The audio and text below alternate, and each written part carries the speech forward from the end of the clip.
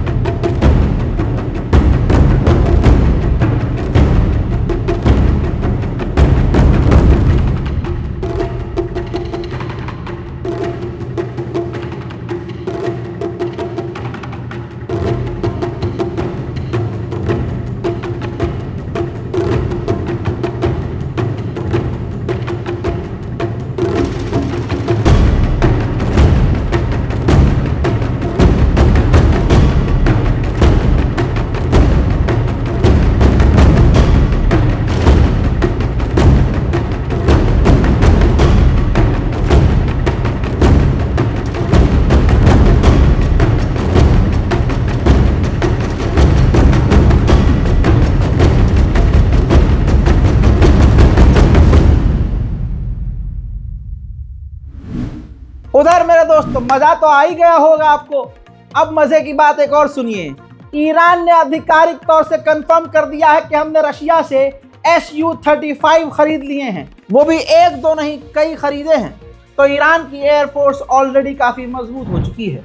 उधर ईरान के कमांडर ने वही बयान दिया जो 10 साल से ईरान देता आया है कि हम जंग नहीं चाहते, लेकिन अगर हम पर खतरा मंडराया तो हम मैदान में कूदने से पीछे नहीं हटेंगे। جمهوری اسلامی با هوشمندی و بهره‌گیری از نیروهای مسلح مقتدر خود توانست تحریکات رژیم صهیونیستی را خنثی و در 2 عملیات وعده صادق 1 و 2 با نفوذ به لایه‌های مختلف پدافندی این رژیم که با کمک همه‌جانبه آمریکا و برخی کشورهای اروپایی طراحی شده بود، به اهداف از پیش تعیین شده دست یابد.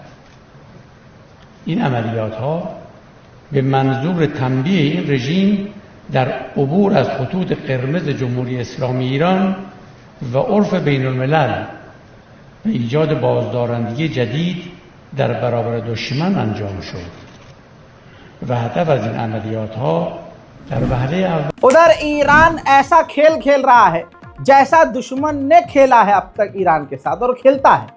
ईरान के सहयोगी 2 इजरायली रिजर्व के सैनिकों को इजराइल ने गिरफ्तार किया है, जो ईरान के लिए आयरन डोम की जानकारियां ईरान को पैसे में दे रहे थे। वहीं इजराइल के अधिकारियों ने अमेरिका के नए डिफेंस मिनिस्टर से बात की है और कहा जा रहा है कि सिर्फ और सिर्फ ईरान के मुद्दे पर बात की है। हजरात, अगर ईरान कमजोर है, तवज्जो चाहूंगा, जो कि दुश्मन कहता है और आड़ भक्त कहते हैं कि ईरान ऐसा ईरान वैसा, अगर ईरान कमजोर है तो फिर इस खबर की वजह बताओ। अरे जेरूसलम पोस्ट ने लिखा है कि ईरान के डर से, ईरान के खौफ से इजराइल अपने फाइटर जेट F-16 को $80 मिलियन खर्च करके अपग्रेड करने वाला है। ईरान का खौफ इतना है। हजरात, ये दुश्मन का अखबार लिख रहा है, ये रजाग्राफी का अखबार या भारत के किसी गोदी मीडिया का अखबार नहीं लिख रहा है। दुश्मन खुद कह रहा है कि उसका इतना खौफ है कि पैंट में मूत निकल रहा है और $80 मिलियन खर्च करने को इजराइल तैयार हो गया कि हमारे फाइटर जेट मजबूत हो जाएं। उधर ईरान ने बिल्कुल क्लियर कर दिया है कि जब से डोनाल्ड ट्रंप राष्ट्रपति बना है, ईरान का अमेरिका से कोई कांटेक्ट नहीं हुआ है। उधर लेबनान के अंदर जो ईरान की डेलीगेशन है, उन्होंने मुलाकात की है लेबनान के नए राष्ट्रपति से। उधर तालिबान पूरी तरह से ईरान का साथ देने को तैयार है। इस वजह से अमेरिका इजराइल के पेट में और दर्द हो रहा है। ताज़ा तरीन तस्वीर आपको दिखाऊंगा कि ईरान के विदेश मंत्री अपनी पूरी डेलीगेशन के साथ अफगानिस्तान पहुंचे और हाई लेवल की मीटिंग की है। कई सारे अहम मुद्दों पर उन्होंने डील की है, बॉर्डर को लेकर बात की है। ऐसे में ये रिपोर्ट तालिबान से भी आ रही है और ईरान से भी आ रही है कि दोनों देशों के बीच बेहतरीन मीटिंग हुई। खुद तालिबान के विदेश मंत्री और प्रधानमंत्री भी मौजूद थे, जो कि ईरान के विदेश मंत्री को रिसीव करने और ड्रॉप करने भी साथ ही गए थे। सीरिया को बड़ी राहत देते हुए यूरोपीय यूनियन ने सारी पाबंदियां हटा दी हैं, लेकिन वार्निंग दी है कि अगर सीरिया ने फिर कुछ गड़बड़ की तो हम फिर से पाबंदी लगा देंगे। वहीं सीरिया का पूरा दारोमदार जिसके हाथों पर है, जोलानी, खबर यह है कि वो तुर्की पहुंचने वाले हैं। उधर तुर्की चालाक है, तुर्की डील करना चाहता है हजारों मिलियन डॉलर की सीरिया के साथ कि हम सीरिया को बनाएंगे। अब याद रखिएगा, अगर कोई देश सीरिया से कह रहा है कि हम आपको बनाएंगे, तो इसका मतलब ये नहीं है कि वो अपनी जेब से पैसा लगाकर बनाएगा। उसका मतलब ये है कि आप हमें डील दो, आप हमें जिम्मेदारी दो, पैसा चंदा लेकर आप इकट्ठा करके दुनिया से देना। जब कोई देश बर्बाद होता है, जंग खत्म होती है, तो वहाँ के सिविलियंस को दोबारा से बसाने के लिए ये इंटरनेशनल लॉ है कि दुनिया चंदा करती है और उस देश को देती है कि भाई ठीक है, आप इन्वेस्ट करो और अपना इलाका दोबारा बनाओ। तो तुर्की खेल खेल रहा है, पैसा कमाना सीरिया से भी चाह रहा है। वहीं सीरिया के ऑफिशियल ने जॉर्डन के ऑफिशियल से, देखिए मीटिंग हो रही है, टेबल पे आप देखिए कि दोनों तरफ के जो सीनियर ऑफिशियल्स हैं उन्होंने मुलाकात की है, क्योंकि जॉर्डन ने बॉर्डर बंद किया हुआ है। ऐसे में सीरिया चाहता है कि जॉर्डन बॉर्डर खोल दे। मेरे दोस्तों, पाबंदी हटने के बाद पहली बार सीरिया के लताकिया पोर्ट पर पहला कमर्शियल समुद्री जहाज, साजो सामान, गाड़ियां और भी तरह की चीजें जो मार्केट में नजर आती हैं लेकर पहुंचा है। सीरिया के लिए अच्छी खबर है। उधर मेरे दोस्तों, सीरिया के अंदर शिया समुदाय और माइनॉरिटीज और ईसाई समुदाय पर लगातार हमले जारी हैं। सिर्फ 2 दिन के अंदर, 2 से 3 दिनों के अंदर सीरिया के अंदर 35 अल्पसंख्यक समुदाय का कत्ल किया जा चुका है।